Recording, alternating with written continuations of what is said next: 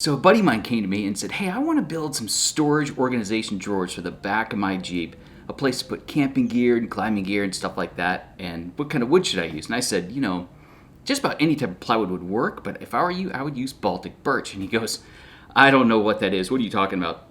So I thought,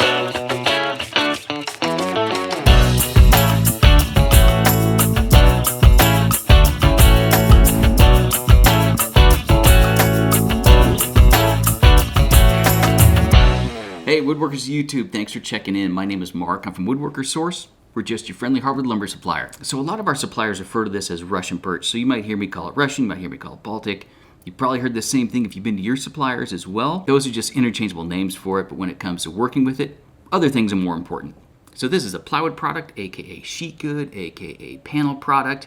Anyway, it's really recognizable by these uniform, consistent layers of solid birch that make up that core. So what this means to you when you use it in a project is that you get kind of a solid wood experience coupled with the advantages of a panel product. Fantastic stability, awesome strength, and really nice large sizes. So the subject of plywood is just huge. There's a lot of different types of cores out there. I'm sure that you've used plywoods before, you've encountered them before, and you know that they carry a reputation for being cheap or inferior or whatever.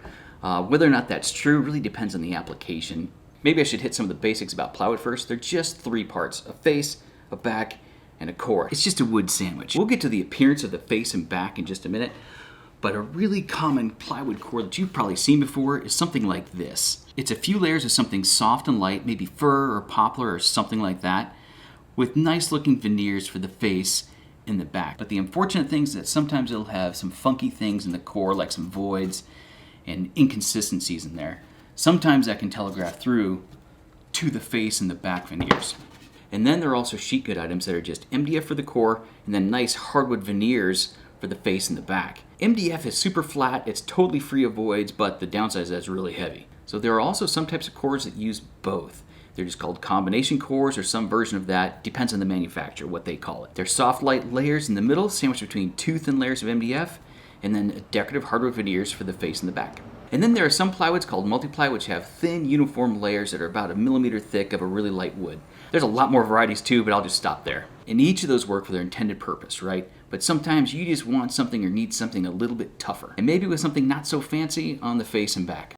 To artisans, craftspeople, woodworkers, fine folks like yourself, sometimes Baltic or Russian birch is the answer. So the core of Baltic birch is made up of an odd number of layers of birch veneer that are about 1 millimeter thick each.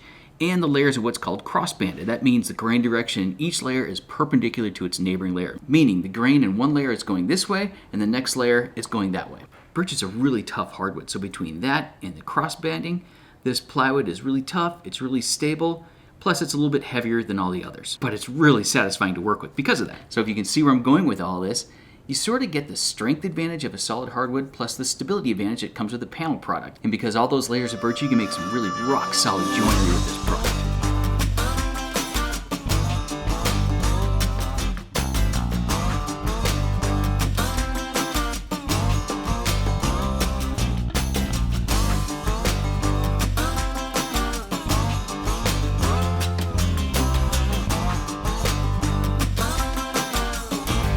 If you're going to fasten your project together with screws, I really recommend ones like this. They've got a coarse thread on just part of the shank, a nice washer head, plus their square drive. So one, they don't strip out very easily, and two, this type of screw applies a lot of force when it pulls up joints together. So the good news about the outer veneers on Baltic birch is that they're almost 1 millimeter thick. It's pretty thick. Unlike the miraculously thin hardwood veneers that you find on other plywoods that are super easy to sand through, it's a lot more meat to work with on Baltic birch veneers. And the bad news is that it's just not very pretty. Baltic birch is not intended for the really decorative applications. It really had structural purposes in mind when they manufactured it. Therefore, the face and back have some appearance issues. So be aware you'll have to deal with some mineral streaks, pin knots, and some color match patches. Different grades of this stuff allow for different degrees of those things, but the highest grade and clear face Baltic birch is super expensive when you can find it. The face and back veneers are also rotary cut, which is kind of an interesting method.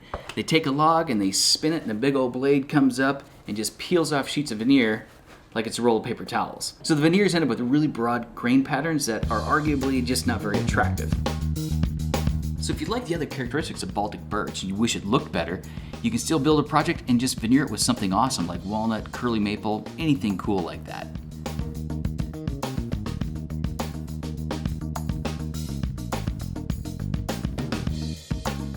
Now, why would you choose Baltic birch? What kind of project would you use it on? Let's just take a quick tour of some made with it.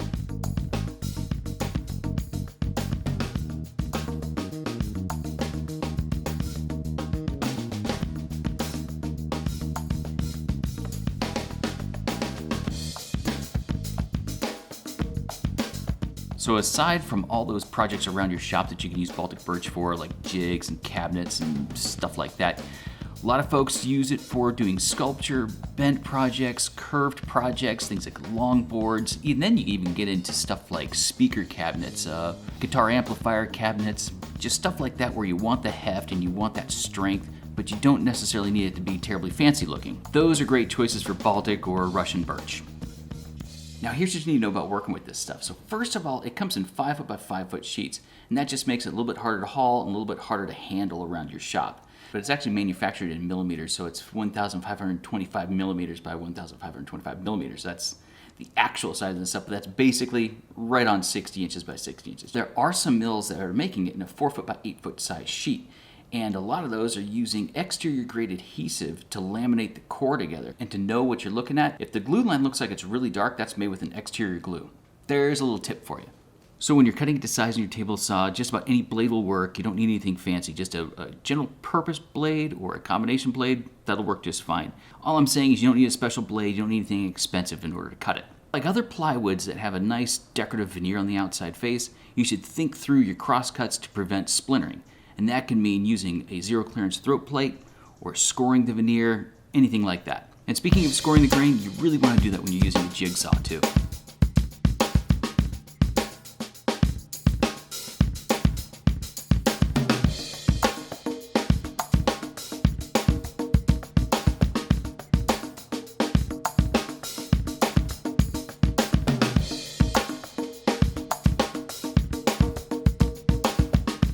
A word of caution about running this through your joiner or running it through your router bits is that the adhesive used in the core layers is really hard on cutters. So, for example, if you were to run that edge through your joiner, you're going to develop little ridges on your joiner knives. But that's always the case with any adhesive.